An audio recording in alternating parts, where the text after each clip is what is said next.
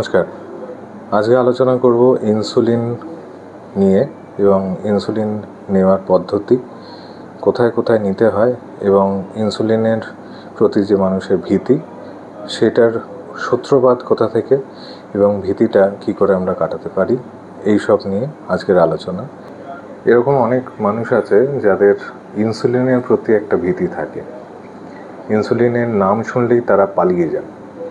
কিন্তু এমন একটা সময় আসে মানুষের জীবনে, অনেক সময়, যেখানে ইনসুলিন ছাড়া কিন্তু সুগার নিয়ন্ত্রণ সেইভাবে করা যায় না। এবার যারা জন্মগত ইনসুলিনের ঘাটতি নিয়ে জন্মান এবং সেইখান থেকে যে সুগারটা হয় সেটাকে আমরা বলি টাইপ 1 ডায়াবেটিস। সেই টাইপ 1 ডায়াবেটিসের পেশেন্টদের ক্ষেত্রে সারা জীবন কিন্তু ইনসুলিনটা প্রযোজ্য। কিন্তু যাদের ধরুন বয়সকালে বা পরের দিকে সুগার ধরা পড়ে এবং মুখের ওষুধে সুগার নিয়ন্ত্রণ যখন না হয় বা এমন কিছু ঘটে বা কিডনির কোনো রোগ বা অন্যান্য কারণেই হোক, আমাদের ইনসুলিন দেওয়ার প্রয়োজনীয়তা মানুষের জীবনে আসে এবং ডাক্তারবাবুরা তখন প্রেসক্রাইব করেন, তখন কিন্তু আমরা একটু পিছু পা হই এবং সেটা নিয়ে ভয় পাই। তো এই ভয় পাওয়ার পেছনে অনেক লুকিয়ে থাকা কারণ, অনেক কিছু ফ্যাক্টরস কাজ করে। যেমন ধরুন, ইনসুলিন কোথায় দেওয়া যায়, ইনসুলিন নিলে অনেক কিছু ক্ষতি হতে পারে, বা ইনসুলিন নিলে প্রচণ্ড পরিমাণে আমাদের শরীরে লাগে, বা ইনসুলিন নিলে সুগার লেভেলটা ফল করে। এই সব ক্ষেত্রে এই জিনিসগুলো মানুষের মাথায় এবং মানুষের মননে, চিন্তনে সব কিছুতে চলে আসে বলে আমরা কিন্তু ইনসুলিন নিতে গড়রাজি হয়ে যাই। তো আজকের এই ভিডিওতে আমরা আলোচনা করব সেই ইনসুলিনটার কীভাবে নেব যাতে করে আমাদের শরীরে সুগার ফলটা না হয়, এবং প্রকৃত পরিমাণে কিভাবে কোথায় ইনসুলিনটা ঠিকঠাক করে নিলে আমাদের ডোজটা ঠিকঠাক করে থাকে এবং সুগার লেভেলটা নিয়ন্ত্রণ হয়। ইনসুলিন ব্যবহার করার আগে প্রথমে দেখে নিতে হবে যে আমরা কোন যন্ত্রের দ্বারা ইনসুলিনটা আমাদের শরীরে প্রবেশ করাচ্ছি। ইনসুলিন আমাদের কাছে দুভাবে আসে, একটি কার্ট্রিজ রূপে বা রিফিল রূপে এবং একটি ভায়েলের দ্বারা। আর আমাদের হাতে যে দুটি যন্ত্র রয়েছে সেটি হচ্ছে পেন, যেটি ওই কার্ট্রিজটার লাগিয়ে সেখান থেকে ইনসুলিন আমাদের শরীরে আমরা সরবরাহ করতে পারি, এবং একটি সিরিঞ্জ, যেটার ক্ষেত্রে আমাদের ভায়েল থেকে সিরিঞ্জ দিয়ে ইনসুলিনটাকে ভালো করে টেনে সেইখান থেকে আমাদের শরীরে কিন্তু সরবরাহ করতে পারি। কিন্তু যখন আমরা ভায়েল ইউজ করছি তখন আমাদের দেখে নিতে হবে যে ভায়েলের মধ্যে ইনসুলিনের যে পরিমাণ সেটা কতটা আছে। প্রধানত দু রকমের ভায়েল হয়, প্রতি এমএলএ যেখানে 40 ইউনিট ইনসুলিন থাকে এবং প্রতি এমএলএ যেখানে 100 ইউনিট ইনসুলিন থাকে। তো যখন আমি ভায়েল ইউজ করছি সেই ক্ষেত্রে আমাকে প্রথমে দেখে নিতে হবে, যদি 40 ইউনিট ইনসুলিন আমরা ইউজ করি তো সেখানে আমাকে ইউজ করতে হবে U40 ইনসুলিন সিরিঞ্জ, যেটি ঢাকার রং লাল। আর যদি আমার 100 ইউনিট পার এমএলএ সিরিঞ্জ বা ভায়েল ইউজ করি সেখানে আমাকে দেখে নিতে হবে যেন আমরা U100 ইনসুলিন সিরিঞ্জ ইউজ করি। যদি ভায়েলের মধ্যে ইনসুলিনের পরিমাণ এবং সিরিঞ্জের মাপ দুটোর ক্ষেত্রে সমান্তরাল না বজায় থাকে তাহলে কিন্তু ডোজের তারতম্য হতে পারে এবং উল্টোপাল্টা জিনিস কিন্তু বা উল্টোপাল্টা ইনসুলিনের ডোজ আমাদের শরীরে প্রবেশ করে যেতে পারে। এরপর হচ্ছে ইনসুলিন ভায়েলে যদি এরকম ইনসুলিন আমরা ইউজ করি যে প্রিমিক্সড হলো কি এনপিএইচ হলো, এইসব ক্ষেত্রে যে ইনসুলিনগুলো থাকে সেগুলো একটু ঘোলাটে টাইপের হয়। তো এই ঘোলাটে জিনিসটা প্রথমে আমাকে দু হাতের তালুতে ঘষে নিতে হবে। ঘষে নিয়ে সেটাকে একটি ক্লিয়ার ট্রান্সপারেন্ট লিকুইডে পরিবর্তন করতে হবে, দেন আমরা কিন্তু ইনসুলিনটা আমাদের শরীরের মধ্যে প্রবেশ করাতে পারি।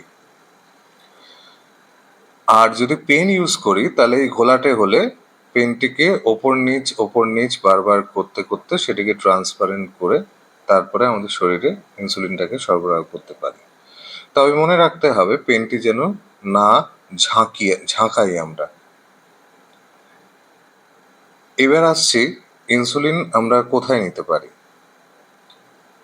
ইনসুলিন নেবার আমাদের দেহের মধ্যে মানব শরীরে অনেক ভালো ভালো জায়গা আছে, কিন্তু যেটা সর্বত্র এবং যেটা সব থেকে সুবিধার যে জায়গাটা সেটা হচ্ছে আমাদের পেট।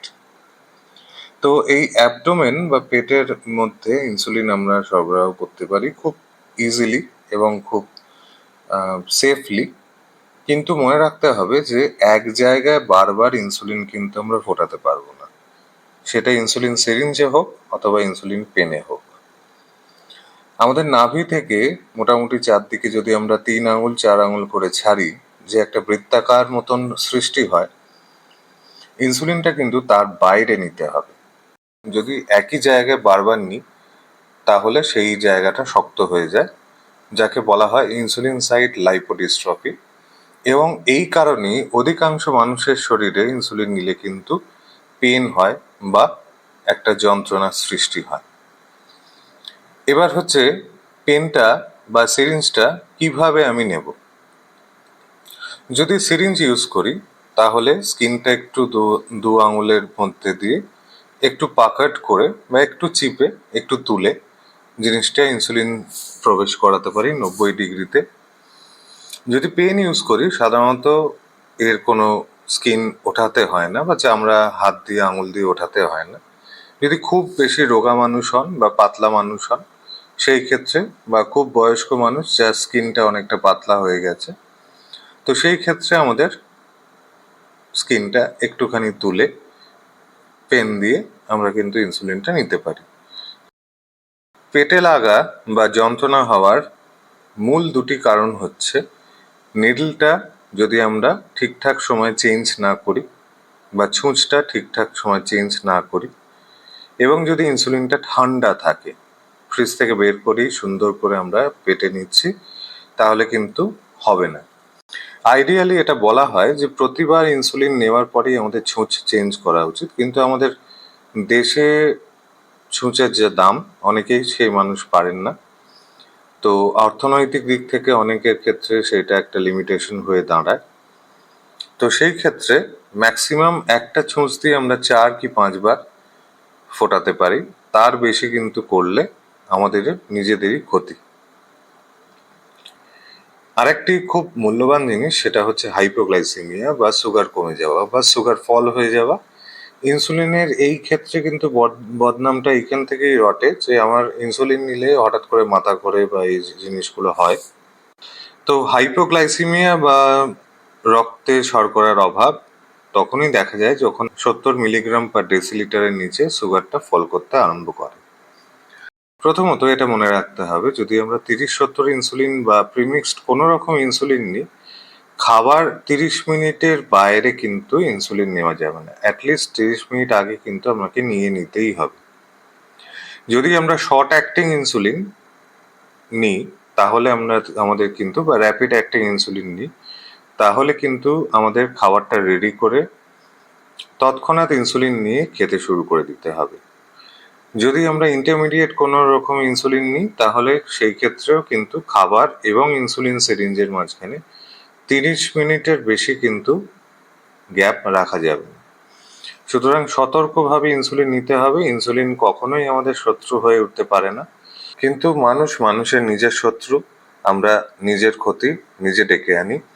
সুতরাং একটু সতর্কতা, একটু সাবধানতা আর একটু নিয়ম মেনে চললেই ইনসুলিন কিন্তু আমাদের প্রকৃত বন্ধু হয়ে উঠতে পারে এবং আমাদের সুগারটাও কিন্তু নিয়ন্ত্রণে আমরা ঠিকভাবে রাখতে পারি।